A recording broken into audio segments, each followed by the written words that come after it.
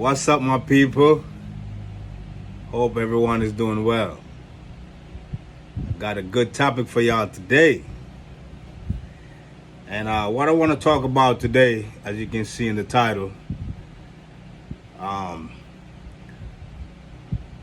black community is upside down. People, take a look around. Look in the black community. It's upside down. We got to be honest with ourselves. It's upside down. What happened with the black community? What happened? Something happened. So basically, I'm here for solution, people. Something got to give. But before we get to the solution, we got to get to the root of the problem. What happened to the black community? Well, according to the CDC, 70% of black children are born out of wedlock. That's crazy. 70%, that's more than the majority. That's the majority of people. We gotta do something about that. Why are so many children born out of wedlock? What, black people ain't getting married no more? What's going on? All right, so let's find out what happened, right? Because according to history, in the 1950s, black people were married more than white people, right? So what happened after that?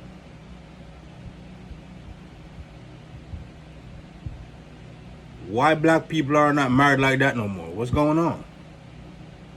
That's crazy.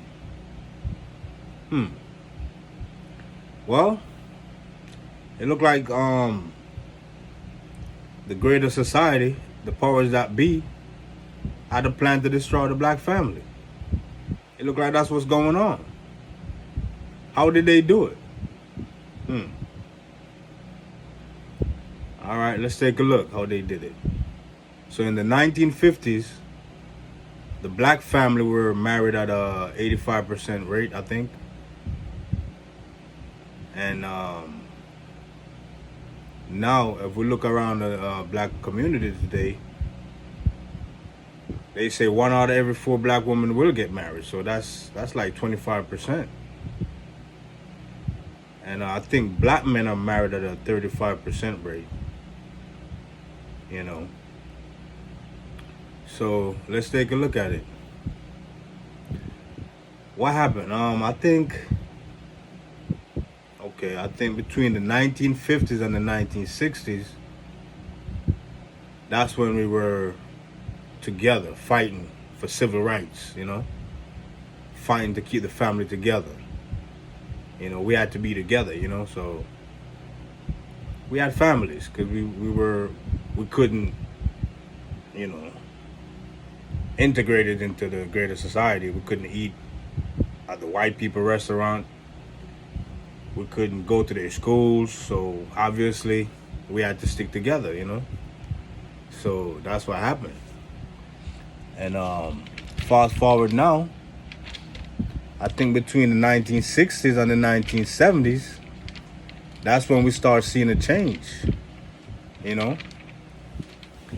We started seeing a change during the 1960s and the 1970s. Oh, I know what happened. The crack epidemic, the war on drugs, right?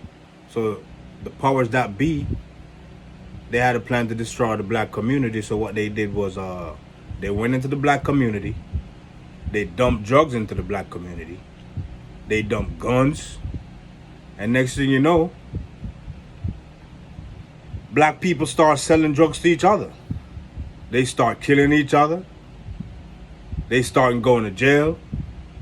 And now the police is like targeting black men, targeting the black neighborhood, And who they went after? The black man. Because he's the backbone of the family. You know what I mean? They went after the black man. So the black man started going to jail. the black men start killing each other, killing other black men, and that's why we have the black and black crime. Men and women were taking drugs, selling drugs to each other, and that's when the families start to break apart. So while the black man is in jail, he left his wife at home, and normally in those times the man would go out to work. You know what I mean? And while the woman would stay home, take care of the home and the children, right? And so if the black man is in jail, his wife and children is at home, who's providing for the family? That means the black woman would have to go to work, right? But if she have a young baby, let's say the baby 3 months, who's she gonna leave that baby with? She probably could leave it with the grandmother, which is her mother, or the grandfather, right? That would be a good idea. So let's see what the black woman did. I think that the black woman chose to take the welfare system. She didn't even bother to go to work. She took the welfare system over her husband. And the powers that be said, look, if you're gonna get on this welfare system, you can't have no man in the house. That means her husband have to go, right? So that's when she chose the welfare system over her husband instead of going to work, right? So when her husband get out of jail, come home, he can't even get in the house. He can't stay there. He gotta go somewhere else, right? So I think this cycle start happening, right? And more and more homes start to come apart. I mean, even black women got on drugs, and they start selling their body, and that's when we see the black family start to come apart, start to crumble, So, I mean, they definitely had a plan to mash up the black family, so that's what's going on. So I think children between the 1970s and the 1980s, or should I say the 1960s and the 1980s, most of those children were born in the welfare system, right? They grew up on the welfare system, so they saw mom doing it, not going to work. She had a home, she had food in the fridge, she had cash to pay her utility. This is the system that most black children grow up on. It's that's why now they feel so entitled.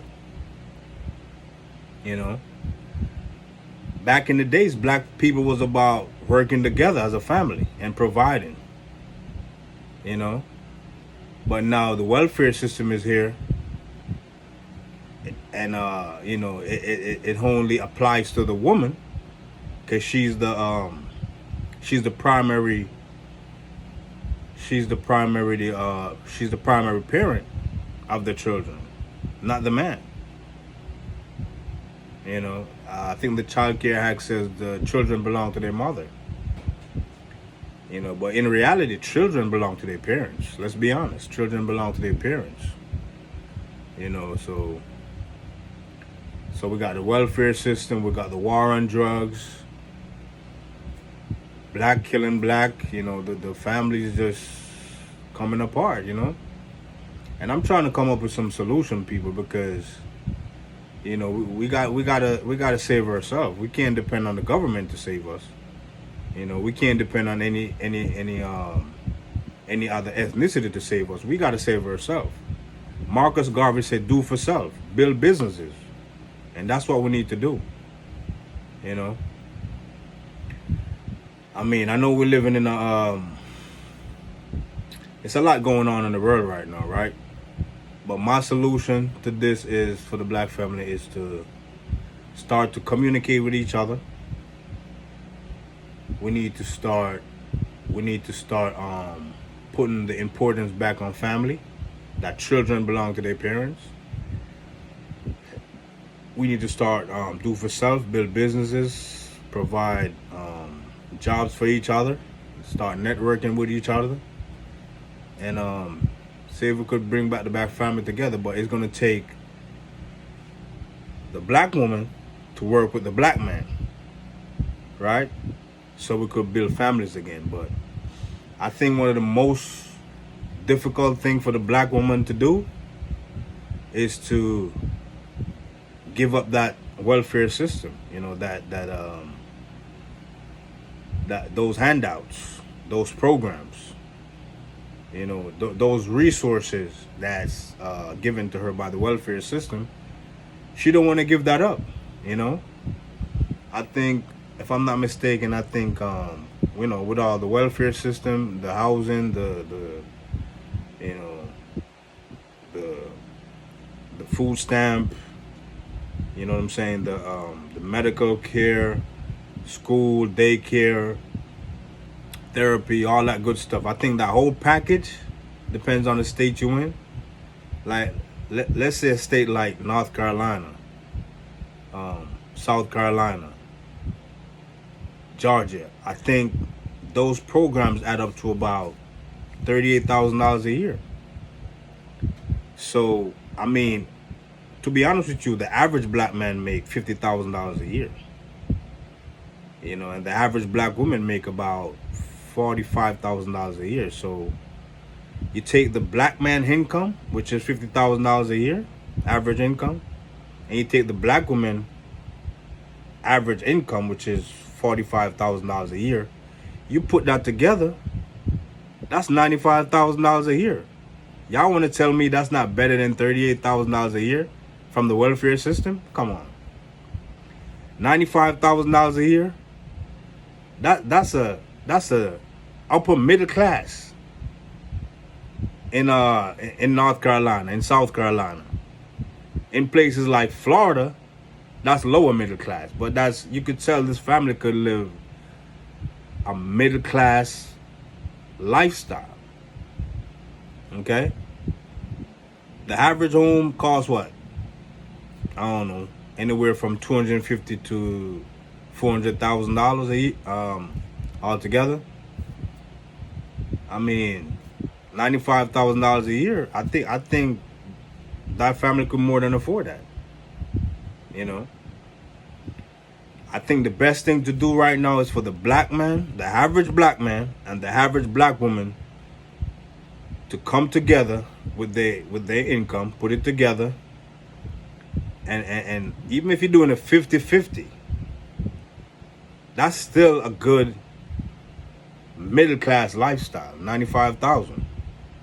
And you know, that's just my solution today, people. That's the best solution I came up with, you know. Let me know if you have any questions, any comments. Leave it down in the comment section. Like, subscribe to this channel, hit the notification bell, so whenever I post a video, you could get the notification. So peace and love, people. I'm out.